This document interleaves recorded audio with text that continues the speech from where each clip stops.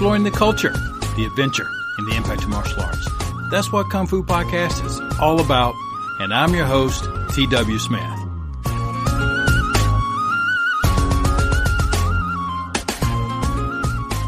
Thank you so much for joining me today in episode number 129, and we're going to be taking a strong look at the research and the writing of friend of the program, Mr. Jamie Clubb. Before I give you those details, if this is your first time to Kung Fu Podcast, welcome. This is a program that is designed for the martial arts practitioner with an effort to put together both the martial arts research and the practice of martial arts in a way that is hopefully meaningful and as well as educational. This episode is built around an article titled The 3 Missing Fundamentals of Combative Training. It was written by Mr. Jamie Clubb, and as of this episode, he is now an official member of the Kung Fu Podcast Agents of Action. A Kung Fu Podcast Agent of Action, these are the people that you can count on that are going to contribute to the craft and the betterment of martial arts. Before we look into his work, let me tell you a little bit about Jamie. He lives over in the UK, and he grew up in a circus family. His interests include writing, psychology, criminology, mythology, the arts, critical thinking, and physical development. His work has been featured here now at least 3 times at Kung Fu Podcast, and I've referenced him before. He earned his first black belt in Aikido, along with several teaching qualifications. He's studied many styles of martial arts, and he's published several books over the years, which I will reference in the Kung Fu Die Hard library. Plus, he is a husband and a dad. And at this moment, what I'd like to do is extend a formal invitation out to Jamie so that at some point in time here in the future, we can have an interview with him. You can hear him if he is so interested in coming on the program. I typically follow Jamie on Twitter, but he is also on Facebook and has a lot of the good articles and references in his timeline there. You can find him by going to kungfupodcast.com/Jamie, Jamie, Jamie. A couple of his martial arts works at Amazon are titled Cross-Training in the Martial Arts, The Anatomy of Combat. And then the other one, the latest one, is Mordred's Victory and Other Martial Mutings, the collected martial arts articles of Jamie Clubb. Before we begin the work, let's define a word that is present in the title, and the word is bespoke. It is primarily used in Britain, and it means to customize or make to order. Bespoke is a word that is an adjective for anything that is commissioned to a particular specification. It means that something can be altered or tailored to the customs, taste, or usage of an individual purchaser. For example, bespoke medicine is a movement to better fit treatment to the individual patient. Jamie's essay is titled The 3 Missing Fundamentals to Clear, Purposeful, and Bespoke Combative Training. In the introduction, Jamie writes, The Cross-Trainer in the Information Age. The Information Age aptly describes the era of the modern mainstream martial arts cross-trainer. Unfortunately, the Confucian Age is an equally fitting title. The meteoric rise of the Internet has provided most in the developed world with more instant access to knowledge and data than ever before in the history of civilization. Similarly, training in multiple combative disciplines is no longer the practice of the hardcore martial arts enthusiast or the heretical renegade who is forced to travel huge distances across the country and even the world to seek out knowledge. Today, not only is there an unprecedented variety of fighting arts readily available within a geographical region, but we have the proliferation of full-time martial arts training centers where cross-training is actively encouraged by gym owners and embraced by certain clubs that offer training in different systems by guest teachers. There is a flawed assumption that this age of information and cross-training should lead to the enlightenment of more people. Unfortunately, such wishful thinking is without reckoning on human nature. Our cognitive reasoning is beset by a range of biases that shape how we filter and view information. Our tribal instincts push us towards the comfort of others with similar biases to reinforce our views. More access to information also means more access to misinformation and disinformation. The pursuit of knowledge can be easily derailed by the propagation of falsehoods and myths, especially if there is cognitive comfort in these stories. Furthermore, the sheer volume of information, even good information, at an unprepared researcher's fingertips can often result in learning little more on his desired subject than if he hadn't switched on to the internet in the first place. To muse over the metaphors once again, it is unsurprising that the phrase surfing the net became popular during the internet's formative commercial days. If we were to measure progress in any aspect of civilization as some sort of steady, narrow current of knowledge that has to trickle its way around and often through the hard rocks of prejudice, tradition, irrational protectiveness, and fear in order to become established as part of the mainstream, then using the internet can be compared to handling a tidal wave. Rather than trying to handle and carefully manage the gradual, steady flow of information used to fill a gulf of ignorance, the unprepared researcher is often overwhelmed by a forceful mass of data that washes over him. He struggles for his breath not to be drowned in the overload of facts as he becomes numb to everything. The unprepared researcher becomes confused. He also becomes the prey to his own bewilderment and also to the sharks of disinformation which thrive and swim in this sea of knowledge. It is during this blinding chaos of information overload that the flailing researcher may even mistake sharks for a valid float. This is where the conspiracists, the pseudoscientists, the pseudo-historians, the archaists, and the purveyors of bullshitsu strike progressive learning down. In this metaphor, we also have the skillful surfer available riding these waves of information who has a far better chance at negotiating all this information that is available. Even the more skilled individuals are no less vulnerable than the drowning non-swimmer to be eaten by the sharks. But at least they have developed some skills and therefore have more available tools at their disposal. The directed cross-trainer is comparable to the scientifically minded researcher. He can entertain ideas without being threatened by them or absorbed by them. He does well to ride the waves of information in the direction that will not overturn and engulf him. He won't get drawn off course to attractive islands and forget his way. And as well, he is experienced at spotting the sharks of disinformation. Pause of article.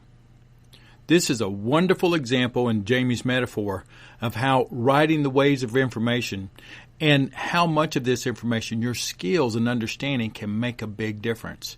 A lot of times when I'm working with the students, we'll talk about the differences between knowledge and power, the differences between intellectually learning something and learning to embody something. It can take a while to develop skills. You may see me do it. You may even do it right once yourself, but to do it right consistently can take a lot of repetitions. I also tried to explain the fact that learning something or gathering knowledge is not power. It is potential power, and that's a big difference. Water that accumulates behind the dam represents potential power, but it's got to take action in order to become power. So again, in Jamie's metaphor, while someone is out there surfing the net and looking how to throw the next roundhouse kick or how to deliver the cobra clutch or whatever it is they got, there's a lot of things there that he may gain. But remember, there's a lot of things that you have got to put together in order to make the puzzle complete. One of those is a firm idea about why you would want to learn that to begin with. Does it fit into the objectives of your training? Do you have some sort of instructor who can show you the rights and the wrongs and the counters to all this kind of stuff? There's a lot of things that must be done to take the information you might get from Sensei YouTube and actually convert it over to something that you could actually use in the context and objectives of your martial arts training. So as we return back to Jamie's essay, he writes, coming are 3 fundamental areas that are often not taught to students wishing to pursue cross-training. While it is commendable that instructors encourage students to seek out different disciplines and research for themselves, many of these students get discouraged when they start becoming confused. Confusion is entirely unnecessary if we think about what constitutes cross-training. As children, we study multiple subjects in our formative years, often with different teachers who have different approaches. When we play sports, we learn many different games. Most occupations can easily be broken down into several different disciplines and skill sets.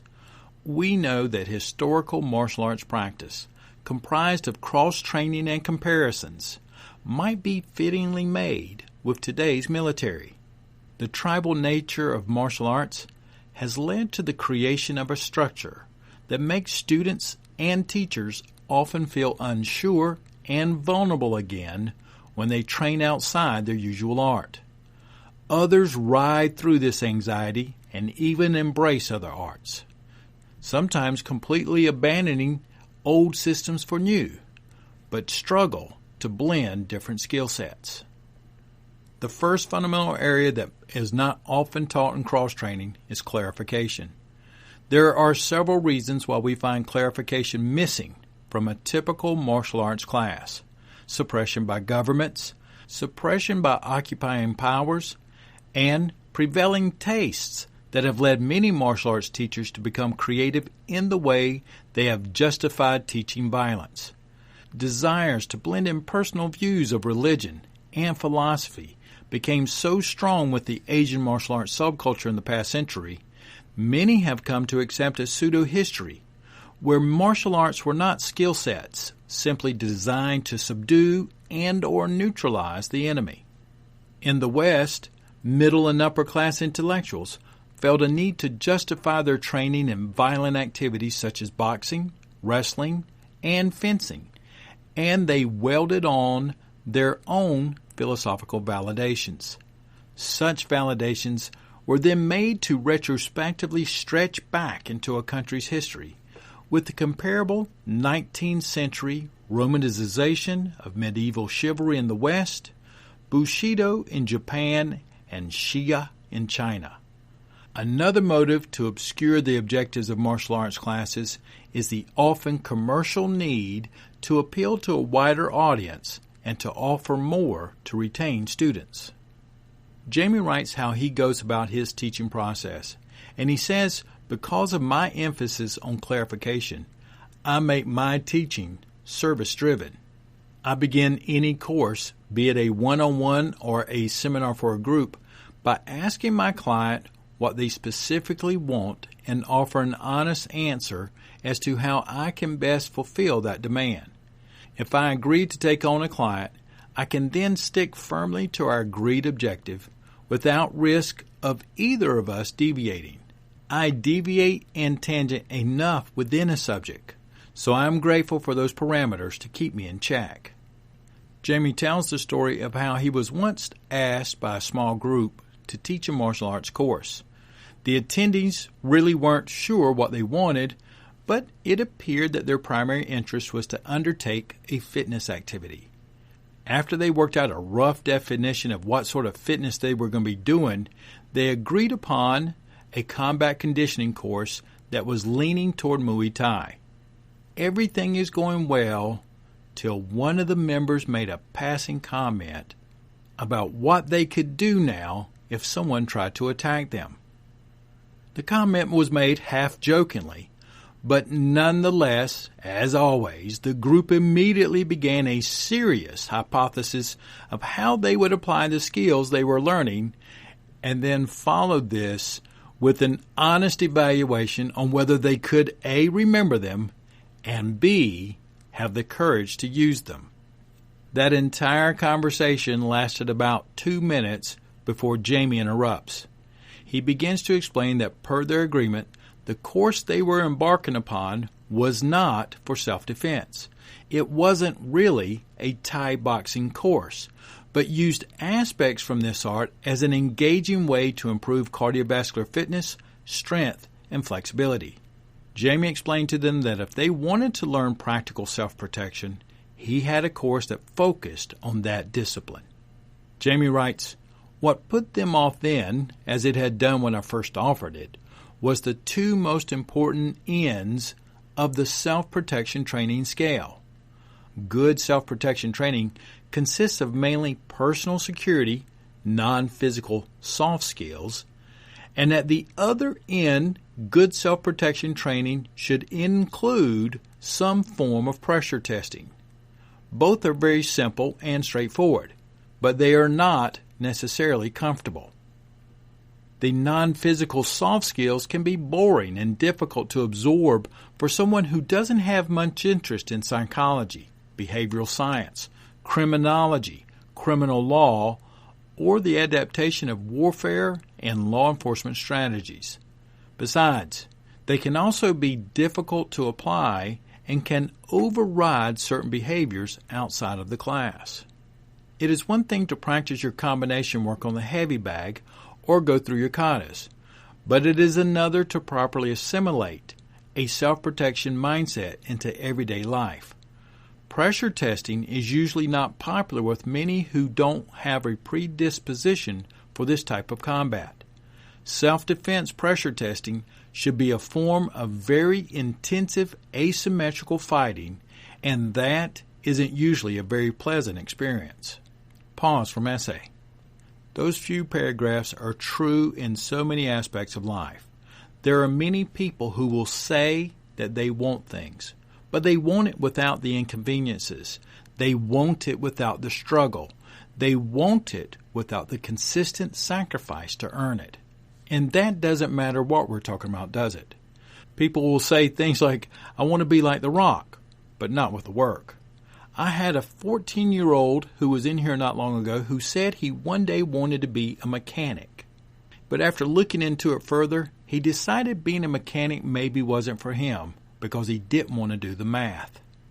There are numbers of people who say they want to be an author, like Jamie or Andrea Harkins, but they don't want to put in the years of work like they do in order to come up with a volume that is worth reading.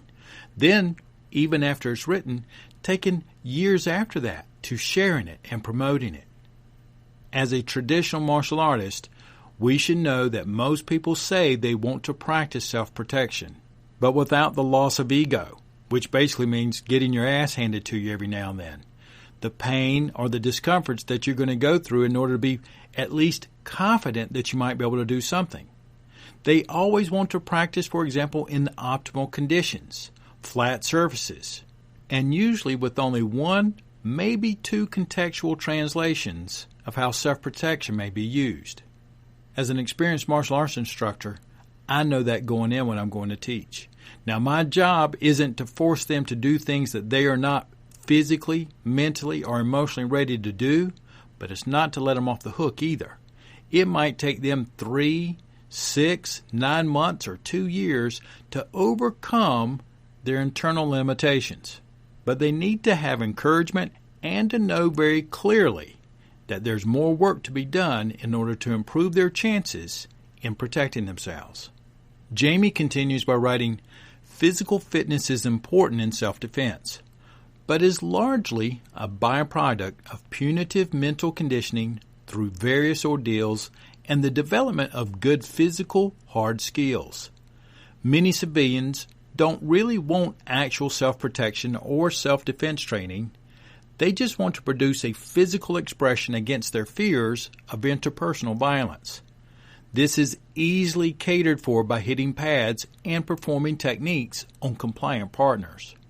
One can see why so many martial arts teachers are tempted to leave it at this stage and exploit the demand for delusion in the market. There is also an unwritten and unspoken contract between the student who asks the teacher, "Tell me a lie that will make me feel better," and the teacher who justifies his willingness to do this by obeying the economic law of supply and demand.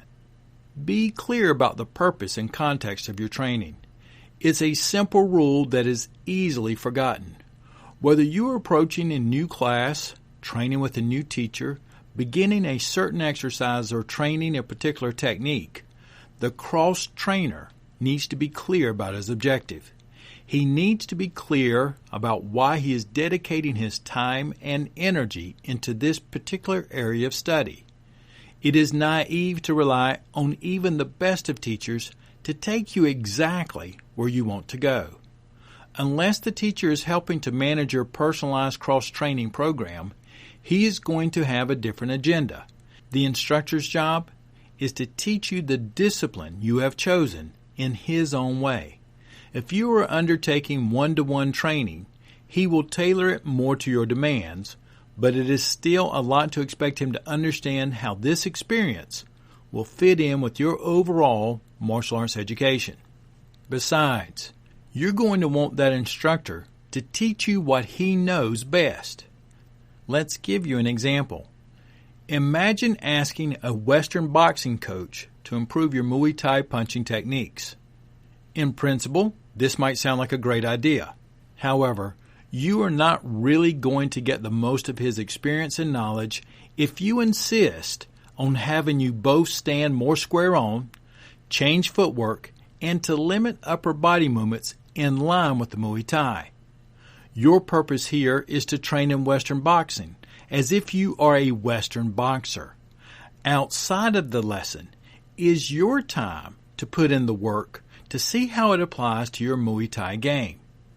Being clear about the purpose of any exercise is crucial for a cross-trainer. Being actively involved in different disciplines calls for strict and mindful time management. Objective defines an exercise, be it to test a single technique or to test one's abilities in a certain area.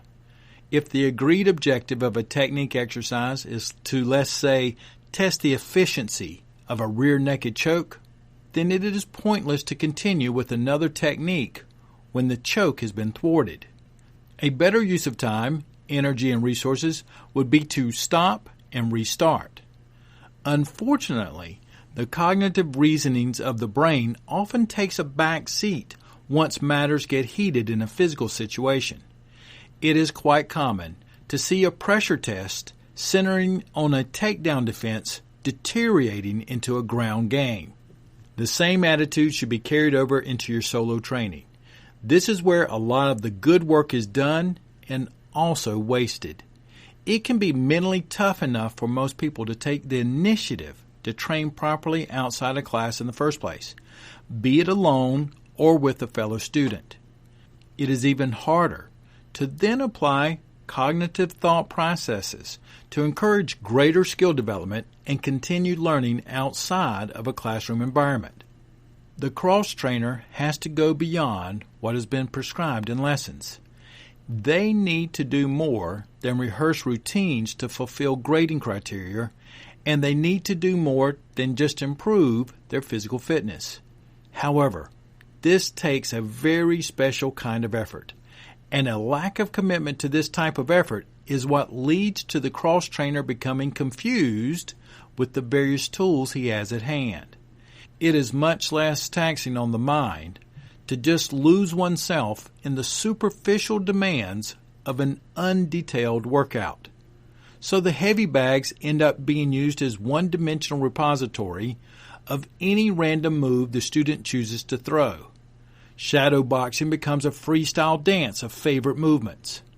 Focus mid-holding becomes a more energized version of the punching bag situation, but little more. This comes from the person training not having a clear plan in their head and therefore not getting the most out of their training equipment, their training partners, or themselves. If you're going to use the bag as a stand-in for a training partner, then you are going to need to imagine the fight and stick to certain target zones so that you can hit them accurately. You are also going to have to move with the bag or around the bag, depending on the context of your training. You're going to have to plan your rounds or your sets.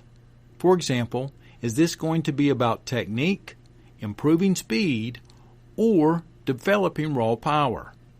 Are you going to theme your workouts as lessons are often structured? And what other equipment are you going to be bringing into your training session? Clarification defines the purpose of what you want to do in all that you do. Begin with a clear idea and make sure you return to that idea as often as possible. End of the first principle. So in summary, we gathered the fact that the information age can actually be sometimes more of a problem than anything else. You have all this information there and you may just drown in it, or you may be a little bit more skillful and never actually learn to apply it. And having clarification is an extraordinarily important component of any progressive training system. As a voice and as an instructor, you want to be aware of the cognitive comfort in telling stories that sometimes promotes myths, legends, and lies. Some may seem harmless, like whether or not Da Mo was the originator of all the Shaolin arts and the writer of these great Qigong manuscripts. And understand that the historical man, Da Mo, had no fault in this. This wasn't his idea. But you do want to be extraordinarily aware that these sort of myths and legends are usually where they embed lies, falsehoods, and misbeliefs in order to sway public perspective, political, economical views, or simply to create a brand that sells better.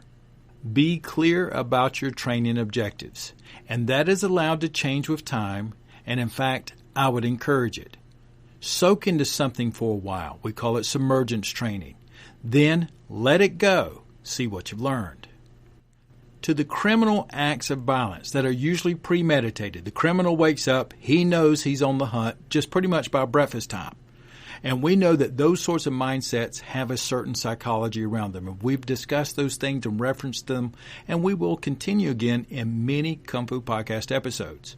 So, for example, it is pretty well accepted that criminals do not want to fight. They want whatever it is that they want, but a fight usually isn't it. Number 2 is that according to FBI statistics, nearly 40% of all assaults include a weapon of some kind. Also based on research, most assaults are carried out by more than just one criminal. So what does that do to self-protection clarity? There's going to be some statistical overlaps, but I'm under the statistical impression that the chances of a man like me being attacked one-on-one by an unarmed criminal in an environment that is friendly to someone like myself, a martial artist, is going to be less than probably 5 to 10%. I would almost say nil. How do you practice multi-opponent scenarios? How do you practice weaponized scenarios? And how do you practice learning to use weapons of opportunity? Because in my martial arts world, if all you're practicing or teaching is wrestling, grappling, joint locks, high kicks, rolling on the ground, and winning a fight through your superb boxing techniques, your presence may be a deterrent to a criminal, but you're not going to be able to use the majority of those skills in premeditated and non-meditated circumstances. There will be plenty of times to practice that good, fun stuff, and we all love it. But you've got to be willing to put away the candy and eat your peas and carrots too. Here's a case in point in research presented by Psychology Today in an article titled, Marked for Mayhem. Street criminals are selective about their victims. Unfortunately, many of us unwittingly give off signals that mark us as easy targets. And it was written by Chuck Hustmeyer, who's a retired FBI agent. And I've written Mr. Hustmeyer to ask him if I could share the whole article with you. But as of right now, let me just share the first couple of paragraphs with you, where it says, quote, Midnight in New Orleans. Lisa Z was walking home from the French Quarter Hotel where she works when 3 men stepped out around a corner and stopped in front of her. When she tried to cross the street to get away, the men charged after her. One guy clotheslined me, she recalls, then choked me, threw me on the sidewalk, and jammed a chrome, snub-nosed .38 revolver against my cheekbone. Lisa was kicked, robbed, and then told not to move or she'd be shot in the face. This very well-written essay researches and drives home the factors that identify potential victims for criminals. What Jamie was referring to as the inner skills, the internal stuff. It also includes quotes about what to look for from criminals. For example, from a man who has been convicted and found to have raped 75 women in 11 states. Being clear about your training objectives and what you may have to face should be very well defined and part of your regular training program.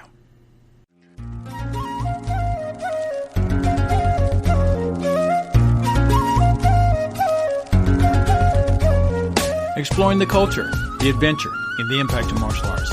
Thank you so much for joining me today in episode number 129, where we looked at an article written by Agent of Action Mr. Jamie Clubb titled The 3 Missing Fundamentals of Combative Training. We made it through the introduction and the first principle, clarity. So be clear on your training. Work hard on that component. And then when you feel good about it and you've gotten through that one part, then it's okay to move on and focus on another area. That's what cross-training is all about. Next week, we're going to focus on the next 2 principles that are usually missing in one's martial arts training. If Kung Fu Podcast is a program that you find valuable, I could use your support. This program is put out there. It doesn't cost you a thing to listen to it and to hear it, but it's not free to put together, it's not free to host, and it's not free to keep out there so that it is available. There are many ways that you can support Kung Fu Podcast. All you got to do is go to kungfupodcast.com/support, and I have a list of things there that you could select from, whether it's a one-time donation or just using our links to purchase things at Amazon or iTunes, or just tell a friend. Any part of that I would appreciate greatly. This is T.W. Smith. Take care, work hard, and I'll be talking with you soon.